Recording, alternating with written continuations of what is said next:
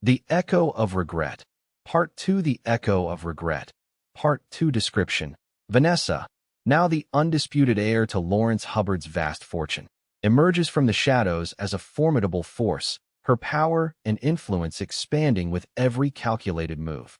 The world, fooled by her meticulously crafted narrative, mourns a titan while condemning an innocent. Yet, the hunger within her remains insatiable. The thrill of manipulation, the intoxicating rush of control, and the relentless pursuit of vengeance continue to drive her. Her next target, Jeff Young, a billionaire widower, still reeling from loss and desperate for love. Vanessa orchestrates a year-long courtship, weaving a web of deception that blinds Jeff to her true intentions. But as their fabricated romance culminates in a devastating car crash, Vanessa's true nature is unleashed.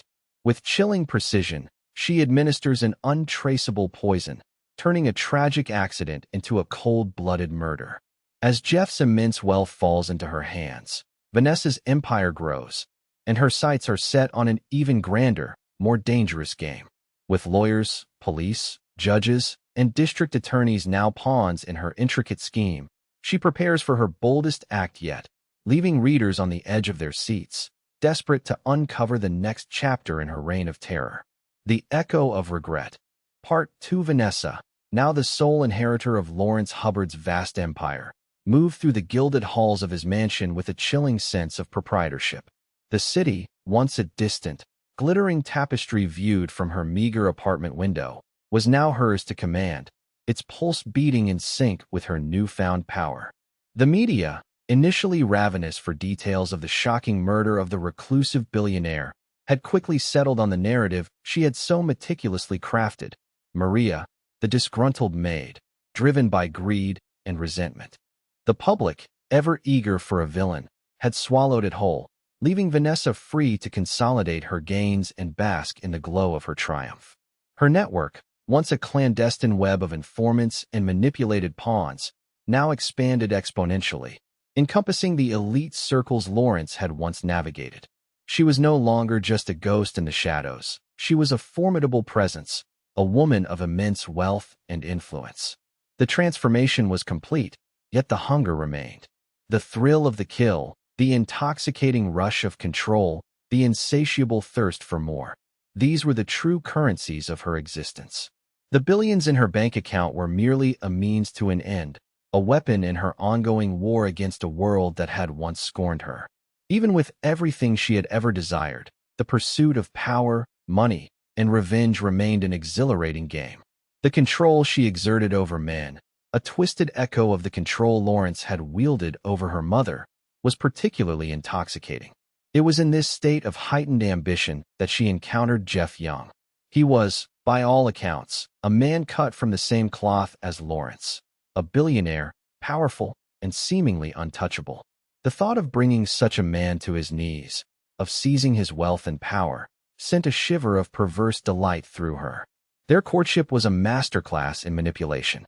For a year, Vanessa played the role of the grieving heiress, the vulnerable woman seeking solace and stability after a traumatic loss. Jeff, a widower himself, still reeling from the death of his wife a year prior to cancer, was an easy mark. His desperation for love, for companionship, blinded him to the glaring inconsistencies in Vanessa's story. He saw only the beautiful, empathetic woman who seemed to understand his pain, who offered him a glimmer of hope in his desolate world. He never questioned how she had amassed her fortune overnight, or why a woman with such apparent business acumen had only an 8th-grade education. Vanessa, a master of deflection, had woven a convincing tale of a tragic car accident that had claimed her parents years ago, a wound too fresh to discuss. Each time Jeff gently probed about her past, she would feign a tremor in her voice, a tear in her eye, and he, ever the gentleman, would back away, convinced he was treading on sacred ground. But beneath the carefully constructed facade, Vanessa harbored a past far more complex and painful than she let on. There were echoes of a time before the darkness, before the bitterness had taken root, a time when her mother, Teresa, was not a victim but a vibrant, loving presence. A time of mother-daughter bonding, of shopping sprees and nail salon visits, of shared laughter and whispered dreams. Vanessa idolized her mother then, a beacon of warmth and affection in a world that often felt cold and indifferent. The memory of those days, of her mother's gentle touch and unwavering love, was a bittersweet ache in her heart.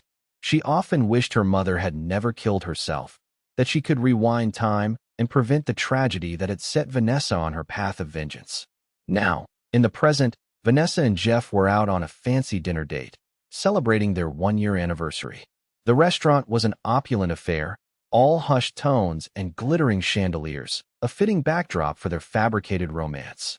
As their driver navigated the winding roads back to Jeff's sprawling estate, a sudden, violent jolt sent them lurching forward.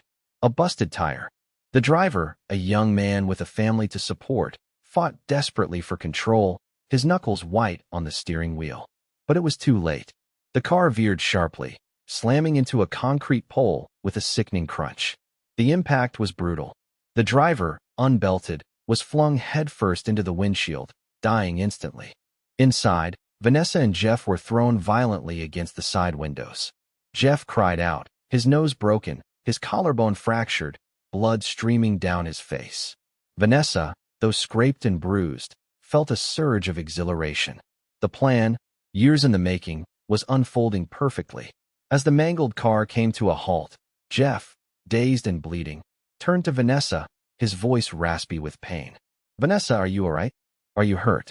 She waited, letting the silence stretch, savoring the moment. When she finally spoke, her voice was low, cold, and utterly devoid of emotion. "I hate your guts, Jeff, and you deserve what's about to happen." From her purse, she produced a syringe, its needle glinting ominously in the dim light. With practiced ease, she drew a clear, viscous liquid from a small vial. This was Oblivion, a synthetic neurotoxin she had commissioned from a rogue chemist, designed to mimic a sudden, massive heart attack, leaving no trace in the bloodstream. Before Jeff could react, she plunged the needle into his neck, injecting the lethal poison. His eyes widened in shock, a silent scream trapped in his throat, before his body went limp. Vanessa, her heart pounding with a triumphant rhythm, quickly exited the car, disposing of the syringe in a nearby storm drain. She then stumbled a few feet away, collapsing dramatically in a ditch, feigning unconsciousness. It was then that the flashing lights appeared. A police car, on routine patrol, had spotted the wreckage. Two officers, their faces grim, approached the scene. The car was a twisted mess of metal, blood everywhere. It looked like a horrific accident. They found Vanessa lying in the dirt, seemingly a victim of the crash. An ambulance was called, and she was rushed to the hospital, diagnosed with a concussion. When she awoke, the two officers were there, their expressions sympathetic. She gave them a fabricated story, a tale of a sudden swerve, a desperate struggle, and then blackness. When she asked to see her husband, the officers offered their condolences, informing her that she was the sole survivor.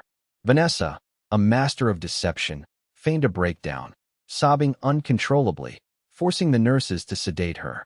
The officers, convinced of her grief, left the room, leaving her to her silent victory. Jeff's funeral was a somber affair, attended by a handful of his distant relatives and business associates. Vanessa, draped in black, played the role of the grieving widow to perfection. With no other heirs, Jeff's immense fortune, estimated at $4.5 billion, was now hers. Her net worth soared, and with it, her power and access to Jeff's elite network of influential friends. She was now not just wealthy, but truly powerful, a force to be reckoned with. She had everything she had ever truly desired, acquired through a ruthless pursuit of vengeance and a willingness to eliminate anyone who stood in her way. But the game was far from over. Her sights were now set on something bigger, something far more dangerous. The stakes were higher, the challenge more exhilarating. Her next hunt would require even greater patience, more meticulous planning, and a formidable team. She would need lawyers, police, judges, and district attorneys in her pocket, a network of corruption to ensure her untouchability. Her next endeavor would be the biggest, boldest theft, manipulation, con, and murder she had ever pulled off. The stage was set for Part 3, a new chapter in her reign of terror, leaving the reader on the edge of their seat, desperate to know what twisted machinations Vanessa would unleash next. Into Part 2. About the author, Michael Anthony Neal Jr. Michael Anthony Neal Jr. is a multifaceted artist and entrepreneur, a true force in the creative world. Hailing from Marina, California, and now residing in the vibrant city of Seattle, Washington, Michael is an established author who fearlessly explores all genres, captivating readers with his diverse storytelling. Beyond the written word, he is a talented musician, artist, and songwriter, crafting compelling music that resonates with audiences. Michael's entrepreneurial spirit shines through his ownership of Thrilla Productions, a dynamic production and publishing company, and Hoodies by Design, a unique clothing and accessory business. It is the profound love for what he does that fuels his relentless drive, allowing him to seamlessly juggle the demands of writing and publishing books, creating and publishing music, and running his thriving businesses. For Michael, this isn't just work, it's his passion, his dream life realized.